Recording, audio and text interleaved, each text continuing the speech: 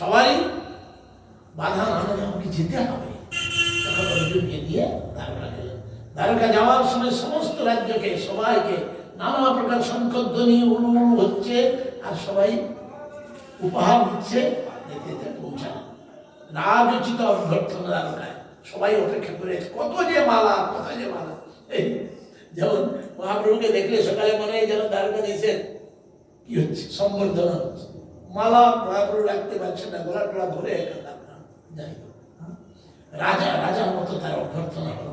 সবাই তাকে কি পত্রীগণ প্রতিরূপে, পুত্রগণ পিতারূপে, বন্ধুগণ বন্ধুরূপে সবাই তাকে অভ্যর্থনা করছে। কিন্তু তিনি যে সমস্ত কিছু নতি, তিনি সমস্ত পূজার ঊর্ধ্বে, তিনি হাসছেন।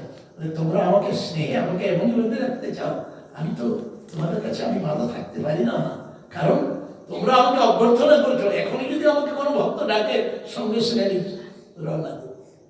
হ্যাঁ, এই হচ্ছে ভগবান লীলা। তাই মনে রাখতে হবে ভগবানকে যেমন করে ভালোবাসে, ভগবদ্গীতায় বলেছে যে যথা মাং প্রপদ্যন্তে তাং তথৈব ভজাম্যহম। যে আমাকে যেমন করে ভালোবাসে আমি তাকে ঠিক সেই প্রকারে ভালোবাসি। তাকে পিতার রূপে ভালোবাসুন, সে সন্তান রূপে আশীর্বাদ করুন। তাকে পতিরূপে ভালোবাসুন, তিনি পত্রীরূপে সমস্ত সুরক্ষা দেবেন। তাকে বন্ধুরূপে ভালোবাসুন, সমস্ত বিপদ থেকে সেই বন্ধু সদা সর্বদা অজ্ঞাত বন্ধু তিনি আমাদের। এখন পরীক্ষিতের জন্ম, পরীক্ষিতের জন্ম হয়ে গেল। জন্মকালে সমস্ত মুনি ঋষি ব্রাহ্মণ পণ্ডিতকে এনে মহারাজ যুধিষ্ঠির তার সেই জন্ম লগ্ন দেখে ও সবাই দেখছে একই রাজা, এর দ্বারা জগৎ পবিত্র হবে, এই জগতে অক্ষয় কীর্তি স্থাপন করবে। বহু প্রকার আর মহারাজ যুধিষ্ঠির যত প্রকারে দান ছিল, জন্ম আর আনন্দ ধরে না পরীক্ষিতের জন্মে। সেই আনন্দ আতিশয্যে সবাই যেন সমস্ত কিছু ভুলে গেছে। এখন আনন্দ চলছে। এদিকে যখন যুদ্ধ হচ্ছিল তখন মহাত্মা বিদুর তিনি ছেড়ে চলে গিয়েছিলেন, বলে ধর্ম অধর্মের যেখানে লড়াই সেখানে আমি থাকতে পারি। আর কৌরব পাণ্ডবকে তিনি কোলে কাকে করে তিনি মানুষ করেছেন, তাদের রক্তক্ষয় হবে তিনি দেখবেন। বিদুর চলে গেছেন তীর্থযাত্রায়, শুনলেন সমস্ত কিছু নাকি শেষ হয়ে গেছে, ফিরে আসলেন। ফিরে এসে দেখছেন আরে মহারাজ যুধিষ্ঠির আসলেন। আর সেইকে অন্ধ ধৃতরাষ্ট্র আর গান্ধারী প্রতিদিন যুধিষ্ঠির সকালে এসে তাদের প্রণাম করছেন, তাদের আশীর্বাদ নিয়ে রাজসিংহাসনে বসছেন।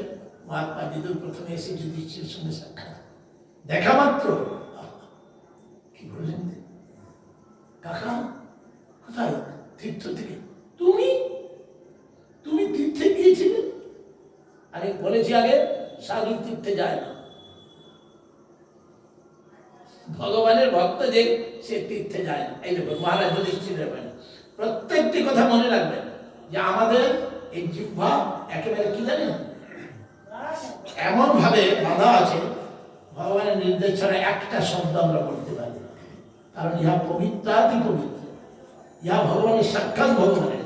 এখানে কোনো প্রকার মন কথা চলে না, এখানে কোনো প্রকার নিজের স্পেকুলেশন, কোনো জল্পনা কল্পনা চলে না। দেখুন ভালো করে কি বলছেন না, ভগবদ্গীতা ভগবতা স্থিত ভূত স্বয়ং বিভো তীর্থে কুর্বন্তি তীর্থানি সন্তস্তেন গদাবৃতা।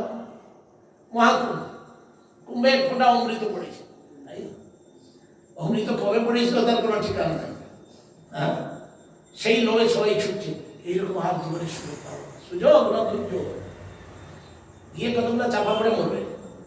হ্যাঁ, যাই হোক, এই যে বলছে তুমি তীর্থ করতে গেছিলে, ভগবদ্গীতা ভাগবত আপনার মতো ভক্ত তীর্থে গিয়েছিল।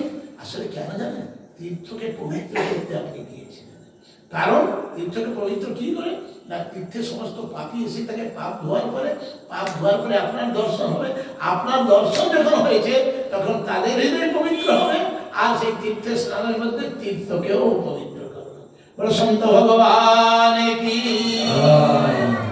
দণ্ডবোধ প্রণাম করে অনেক আদর করলেন।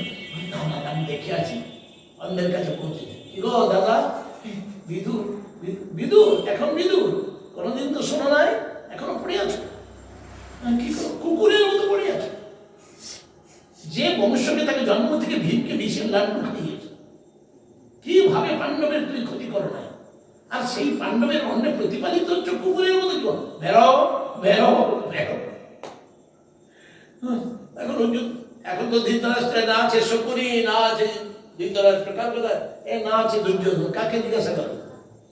যখন দুর্যোধন বেঁচে ছিল তখন বিদুর যত উপদেশ দিয়েছে, দাঁড়া দাঁড়া একটু দুর্যোধনকে জিজ্ঞাসা, এখন জিজ্ঞাসা করো। আর তো উপায় নেই, যখন মানুষ নিহাত বিপদে পড়ে দেখবেন ভালো করে সাধুর কথা ততক্ষণ মানে না, যখন দেখে অন্য কোনো প্রকার রাস্তা নেই তখন বাবা কিছু একটা ব্যবস্থা করবে। কেন আগে আসেনি না?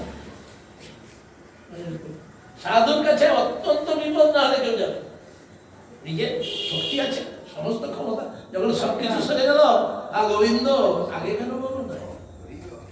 হ্যাঁ, এখন কেন উপায় নেই, ওই যে ওনাকে গোবিন্দায় আনো, যখন যদি হয়ে যায় তখন বিশ্বাস নাই আর কোনো মতে তো সব ডাক্তার নাম দিয়ে দিল, সব তো বিদায় দিয়ে দিল, একমাত্র নিতাই তুমি দেখো না। আচ্ছা নিতাই দেখবে, হ্যাঁ এতদিন নিতাইকে তুমি দেখো না, আজকে নিতাইয়ের কাছে এসেছি।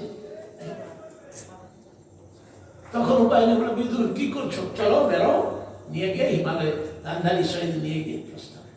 যুধিষ্ঠির মহারাজ এসেছে, যখন প্রয়াণ হয় তখন তো যুধিষ্ঠির একেবারে ছোট, তখন তো বুঝতে পারে আজকে পিতৃ বিরক্তি অনুভব করেছেন।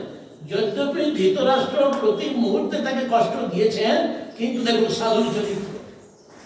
আমি বহুবার আজকে একটা কথায় কাকে বলেছি, হ্যাঁ আজকে যদি শত্রুও তোমার দরজায় আসে, মনে রাখবেন এটা সাধুদের চরিত্র। সাধুর দরজায় যদি তার চির শত্রুও আসে, সেক্ষেত্রে তার কি করা উচিত? কেন এসছো? তুমি এসেছো, বস। এই যে সাধু চরিত্র। সাধু কোনোদিন কাউকে বিমুখ করে, সে জানে এই জগতে তো কেউ শত্রু নাই। তার অল্প বুদ্ধিমত্তায় সে আমাকে ভুলবশত শত্রু ভেবেছে, কিন্তু আমি যে তার নিজের, তাই আমি তাকে যদি অবহেলা করি তাহলে আমার নিজের লোককে অবহেলা করলে অতিথি দেব ভব, ভগবান কৃপা করবেন আমাকে। ভক্তি খালি ভগবানের কাছে ঘন্টা বাজারে ভক্তি হয় না। মহাপ্রভুর সামনে লেখা আছে কি, মহাপ্রভু যে বলেছেন ভগবানের প্রেম জীবে দয়া, এটা যে মহাপ্রভু বলেছেন এটা বাস্তব। জীবে দয়া, সে তো একটা জীব, তাই দয়া হচ্ছে ভক্তের হৃদয়ের অলঙ্কার। বলে সন্ত ভগবান কি, তাই যুধিষ্ঠির কাঁদছেন, কি হবে, বড় দুঃখ, বড় দুঃখ। এখন পিতা পিতৃব্য চলে গেল, গান্ধারী চলে গেল, কুন্তি চলে গেল, বিদুর চলে গেল, এখন কি করে হায় হায় করছে।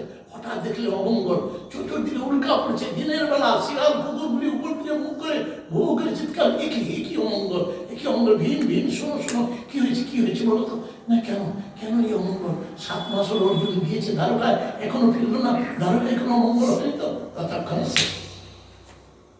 ততক্ষণে দ্বারকা বুঝিয়ে গেছে, ততক্ষণ দ্বারকা জলমগ্ন, আর ভগবান চলে গেলেই অমঙ্গল।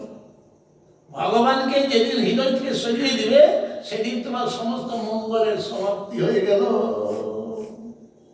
গ্রন্থরাজ শ্রীমদ্ ভাগবত। তখন দুইজন, ভীম কি হলো, ভীম ভালো না অর্জুন গিয়েছে, আসবে কিছুক্ষণ পরে অর্জুন মুখটি নিচু করে চলছে, কেন? অর্জুন এসে এমন কাঁদতেছে, কথাই বলতে পারছে না অর্জুন। কি বলবো, বলে বঞ্চিত শ্রী মহাভাগ। অর্জুন এসে কাঁদতে কাঁদতে মুখটা নিচু করে সে বলছে যে আজকে আমি বঞ্চিত হয়েছি, আজকে আমি উপেক্ষিত হয়েছি। যাহার করুণায় আমার ধনুর্ঘাত, যাহার করুণায় আমি গান্ডীবী, সেই গান্ডীব আমার তোলার মতো শক্তি নেই। একছত্র আমি সর্বশ্রেষ্ঠ, সবাই বলেছিল অর্জুন মতো শক্তিশালী আর দ্বিতীয় কেউ নাই, মহাধনুর্ধর। আমার সামনে যাদেরকে নিয়ে আসছিলাম তাদেরকে চোর তস্করগুলো ছাড়িয়ে নিয়ে গেল, আমি ধনুই উঠাতে পারিনি, আমি কি করব? যুধিষ্ঠির বললেন ধর্ম জানে। এই অধর্মের কারণ কি না, ভগবানের এই পৃথিবী ভগবানের কৃপা থেকে বঞ্চিত হয়েছে।